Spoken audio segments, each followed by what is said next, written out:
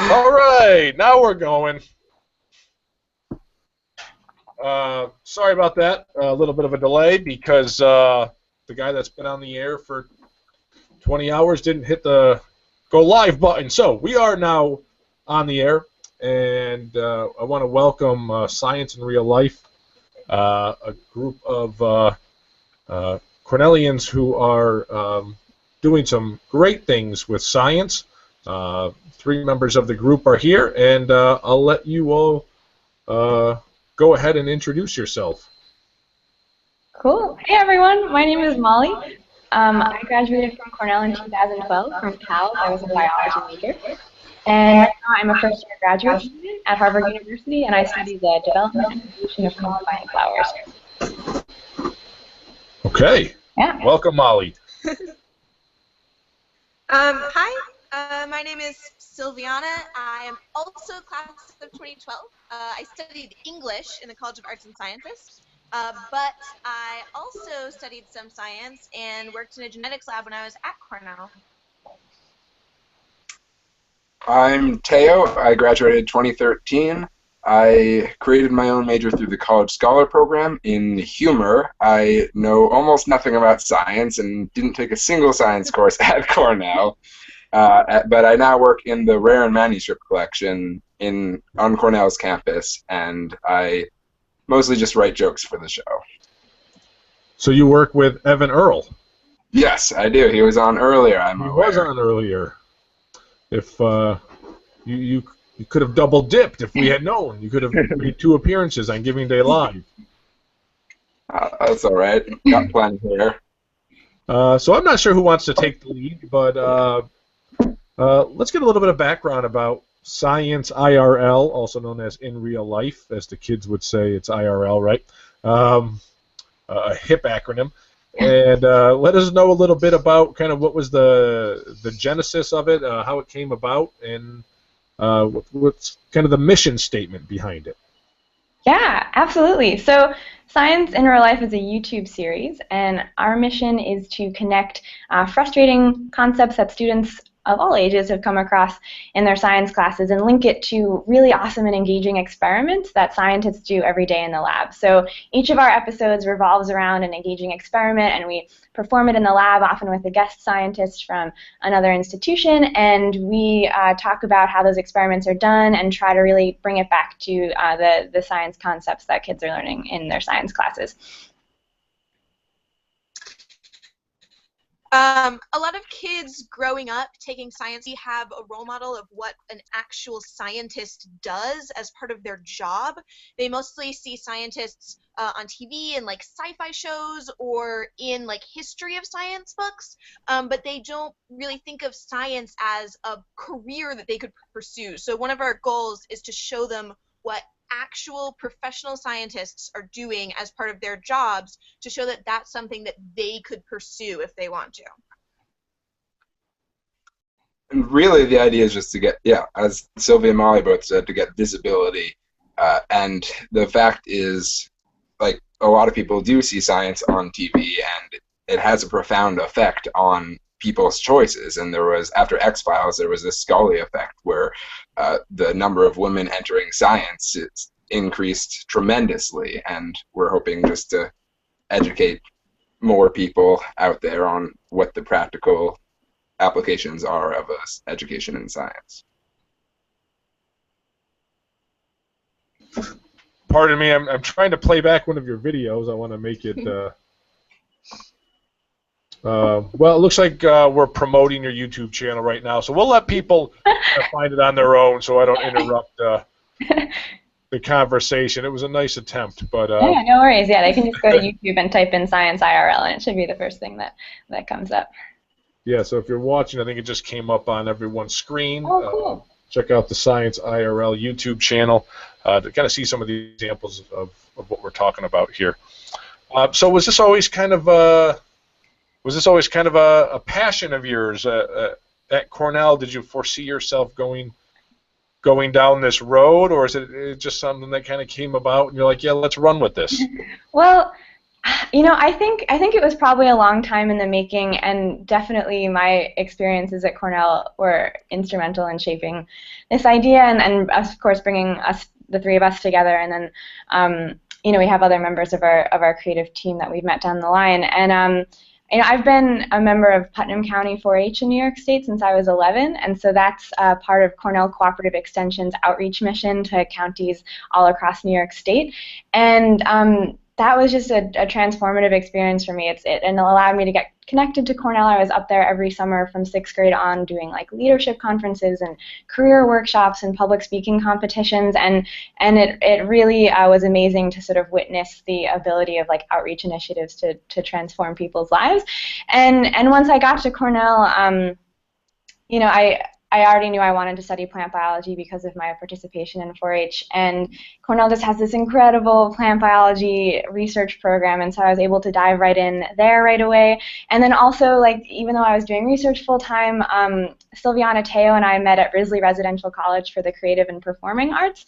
So we had this outlet for being involved in major creative productions. And so I think all of those things, like the communication skills I learned in 4-H and the amazing research I got to do at Cornell, and the ability to balance all of that with an arts education was just all made it come together.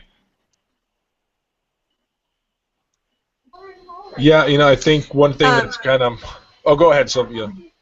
Oh, I was going to say, I had worked at a publishing company and done some science writing and sort of proofread and helped to edit some popular science nonfiction books. And Molly came to me and said, like, oh, I want to do this show. Like, can you help me with this? And it was really fun to be able to use sort of a science writing background and a producing background to make this happen. Yeah, in going off what both of you just kind of elaborated on, one thing we've been hearing over and over again today during Giving Day through these interviews is just how many other areas of Cornell affected what people were working on, even though those things were not part of their major or part of their real their focus of what they went to Cornell to do. And at Cornell, you have this opportunity to, study what your major is or what your main focus is, but you also have an opportunity to be influenced and by all the other things going on around the campus. It sounds like you can relate to that sentiment. Yeah, absolutely.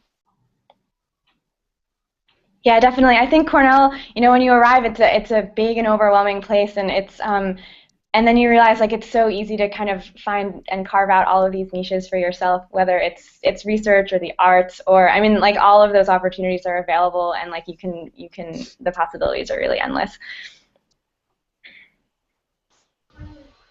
So, Theo, let's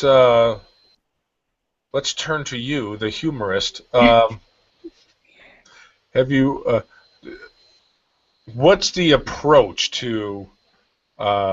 It seems like there has to be a fine line between making science funny and educational. So, is that a challenge you've embraced? Has it come pretty easy to you? What has that been like? I just find it really interesting that here are three people from Cornell, and you bring in somebody that isn't a science person at all, because it's going to blend nicely. So I'm kind of curious about what your approach is and how everyone kind of came to that realization or that desire to add that element.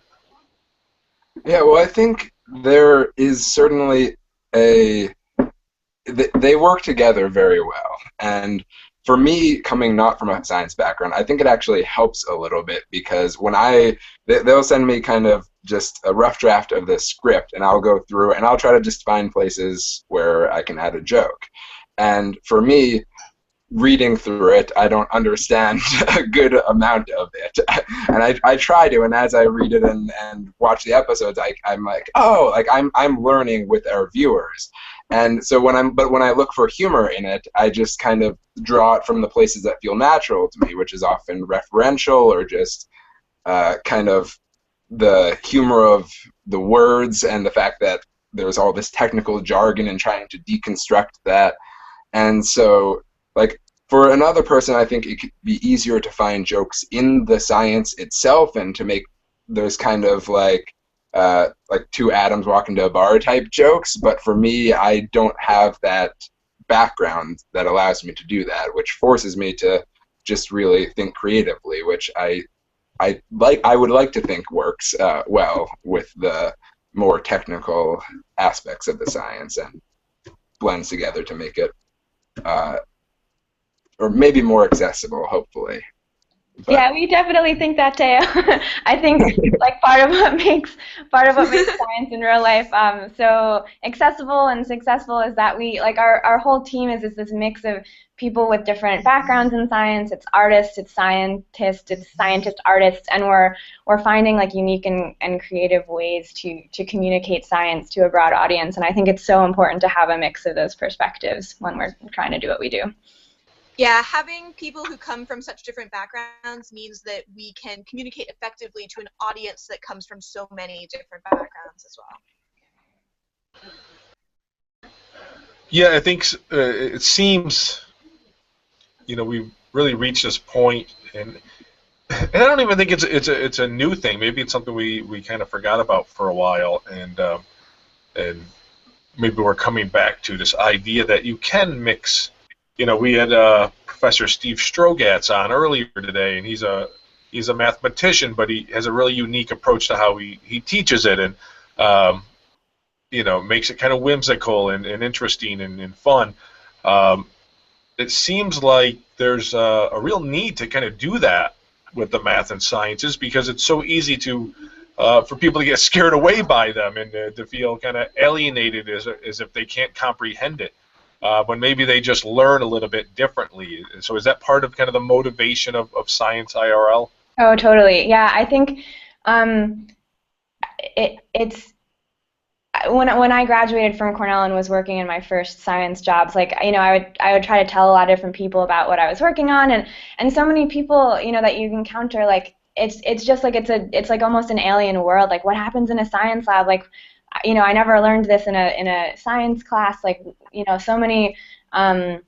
It's really hard to bring labs into schools, and we're really trying to do that, and just to highlight the relevance of like, these things that you're learning in a textbook, like they're definitely happening in real life, in real science. Like that's really what it's all about.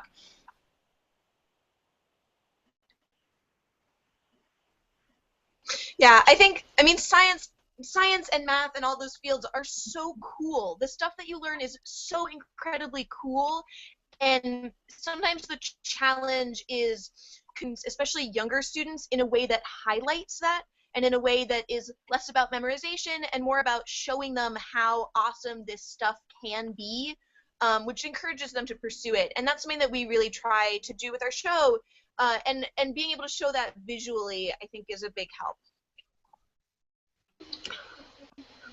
Teo, is it cool? Just science? Yeah. Yeah. Yes. I mean, what's great now is that we have so much, like it used to be, I feel like you'd have science over here and you have art over here, and like never shall the two meet. Right. And it seems like nowadays there's much more of this push that like, wait a minute, like science requires a huge amount of creativity and the arts requires critical thinking, and the two can go together. And you have programs at places like Stanford now where they have the that like coding in the arts program, and at Cornell you have the like mathematics of politics course and the physics for poets, I think they call it, course. And you're starting to see the rise of like maker spaces where people can just come and do creative things with their hands that are often mechanical or engineering related. And there's really been this enlightenment that's been happening lately where people are realizing like, wow, like science and art can go together in these really cool and interesting ways. So what do you think is the long-term plan for science in real life? Is there a roadmap, or is it kind of still up in the air? What are you hoping to do with it? Oh, we're in full production mode for season 2. We're actually tomorrow we're releasing our season finale of our first season, which is a very special episode. I won't give away too much. You guys should check it out tomorrow. But we're actually super excited to announce a collaboration with the Boyce Thompson Institute at Cornell. So we'll be up there later this summer collaborating on producing a few episodes. The BTI is this incredible plant biology research institute, and we're so excited to be collaborating with them and working up in Ithaca. It's a nice excuse to visit Ithaca in the summer, and we're in full swing of production here at Harvard. We're also reaching out to professors from all over the country to try to get collaborations gearing up and to make new episodes. So people are pretty excited about it. We're excited about it.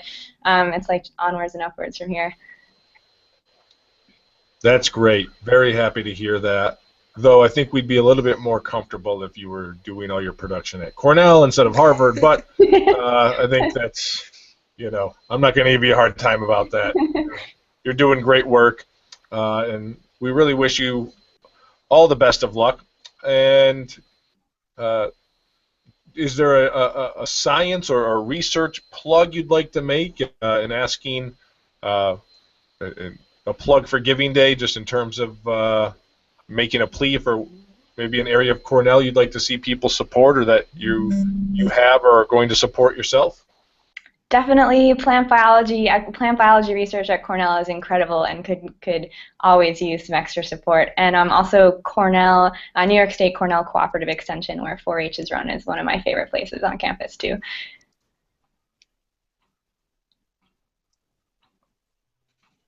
And I'd like to give just a shout out to Cornell Library, which is a little away from the sciences, but is an invaluable resource both to humanities and science researchers alike. And just a little money to there goes a long way in terms of the students that it can help. Okay, well, thank you all for joining us and for giving us a little behind-the-scenes talk with regards to science in real life. We look forward to Season 2.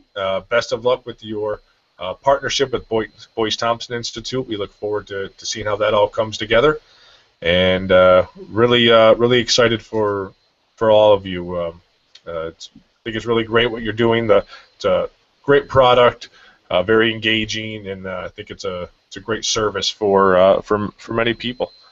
So good luck with all that, and when you're back on campus, be sure to look us up. We will. Thanks so much, Keith. Thank you. You're welcome. Thank you. All right. We will talk to you all shortly. We will be back in probably about 10 minutes where we're going to do some wine tasting. This is going to be exciting. We're going to see if there might not be much left of my brain, but I think my palate's still in pretty good shape, as long as the coffee and cookies haven't ruined it yet.